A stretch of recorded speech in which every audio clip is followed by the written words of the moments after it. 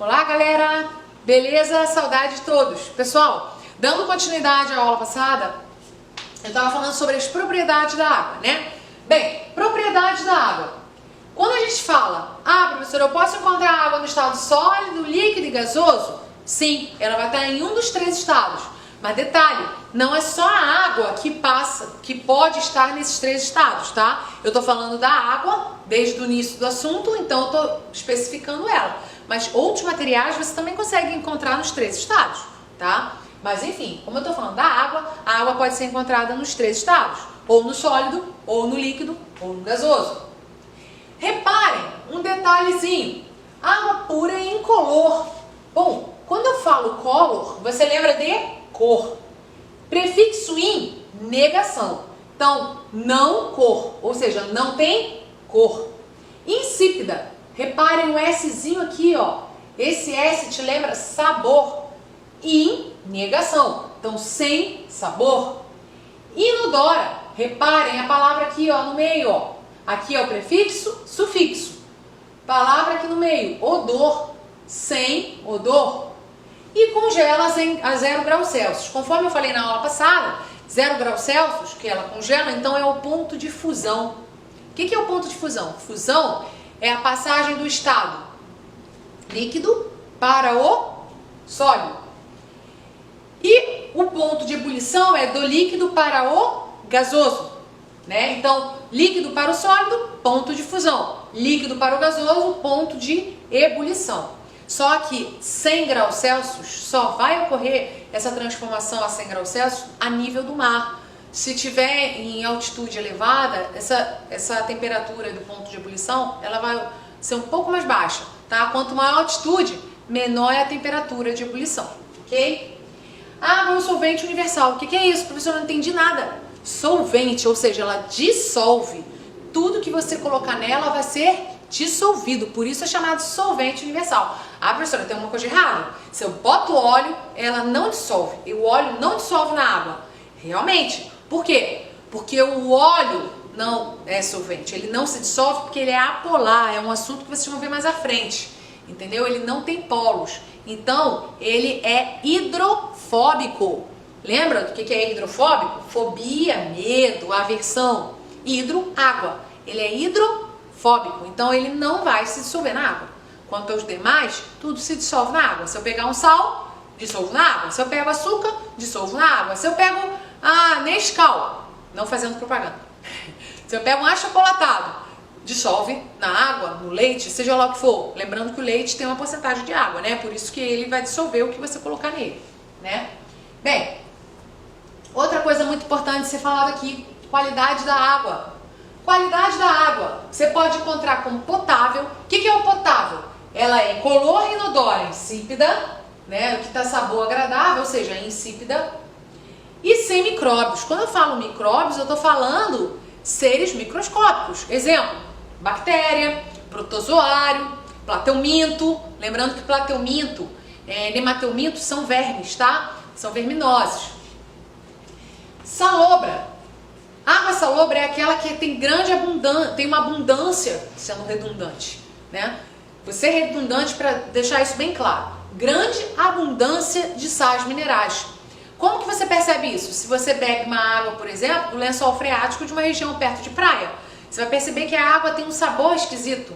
É o que a gente chama de água salobra. Medicinais. Essa água aqui, para eu ser mais... provavelmente um de vocês deve conhecer uma cidade chamada São Lourenço, em Minas Gerais, tá? Lá tem um parque das águas, das quais você pode provar água de todas elas são medicinais. Uma é água sulfurosa, a outra é água com mercúrio, água sulfatada, enfim, tem vários tipos de águas, cada um com um tipo de metal necessário ao nosso corpo, tá? Muito cuidado, eu tô falando de metal, não tô falando de metal radioativo, ok? Chumbo, mercúrio, esses são metais radioativos, ok? Bem, detalhe, essa água não pode ser tomada com grande frequência, ok? Só quando for orientada por médicos. Uma vez ou outra, não tem problema. Agora, com frequência, só se for orientada por médicos. Destilada. A água destilada, ela não tem sabor, mas também não tem nenhum tipo de mineral. Ué, como assim, professora? Mas posso tomar água com mineral? Sim. Na verdade, quando você compra uma garrafinha na padaria ou em qualquer lugar, você vai comprar, me dá uma água mineral. Essa água mineral, ela tem alguns minerais necessários para o seu corpo, né, que vai ajudar na composição dos seus eletrólitos. Agora, a água destilada, ela não tem nenhum. E você consegue fazer essa água destilada em casa. Se você for cozinhar algo, exemplo, um arroz, cozinhar ovo, você colocar a tampa na panela, você vai perceber que quando essa água ferver e você apagar e pegar a tampa, você vai ver várias gotículas de água nessa tampa. Essa água foi resultado da evaporação da água que estava na panela. Essa água que você percebe na tampa é água destilada. E se você provar, você percebe que ela tem um gosto. Apesar dela não ter sabor, ela é diferente da água mineral, tá? E a água enquinada, que nada mais é que água poluída, ou seja, ela tem micro-organismos patógenos, são micro-organismos que causam doenças. Bem, então dando continuidade, as causas da contaminação, ela pode ser de três formas: biológica, química e física. Biológica é quando ela tem micro-organismos patógenos, que pode causar doenças, tá?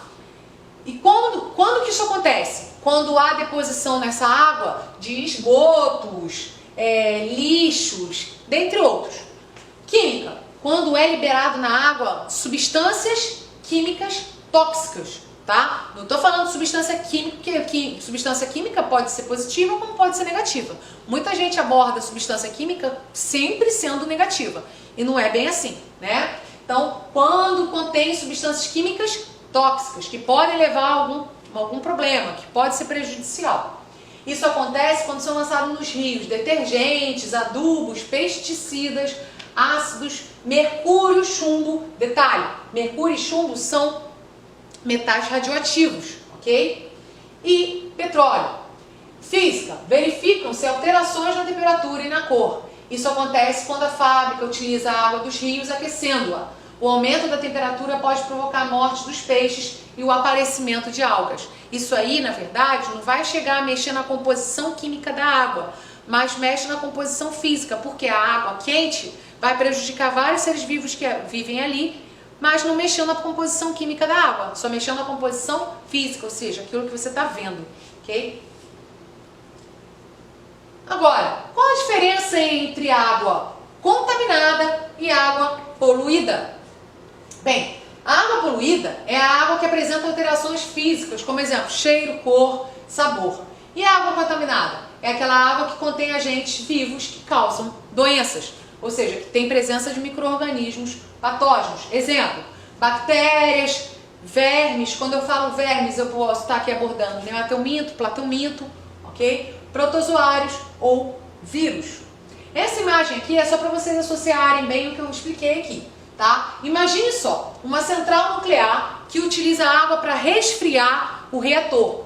Essa água vai sair quentíssima e vai ser liberada no oceano. Essa água aqui, eu dei exemplos que eu já falei isso com vocês, por exemplo, vamos supor, lá na usina nuclear de Angra. Essa usina nuclear, que é o Angra 1, Angra 2 e Angra 3, fica no litoral. E eles usam a água do oceano para resfriar o reator. A água ao redor da usina é super quente, mas você também não consegue achar nenhum tipo de animal, nem algas, ok? Ou seja, impacta o ecossistema daquela região. Óleo dos motores de barcos, navios, liberado na água. Lixo doméstico, ó, isso aqui, liberação de óleo dos motores, águas quentes, isso aqui é um processo de contaminação física. Aqui já é biológica, química, química, água não própria para beber, morte dos animais, água de esgoto, biológica. Na próxima aula, eu vou estar dando continuidade das doenças relacionadas à contaminação da água, tá? Obrigada, até a próxima aula.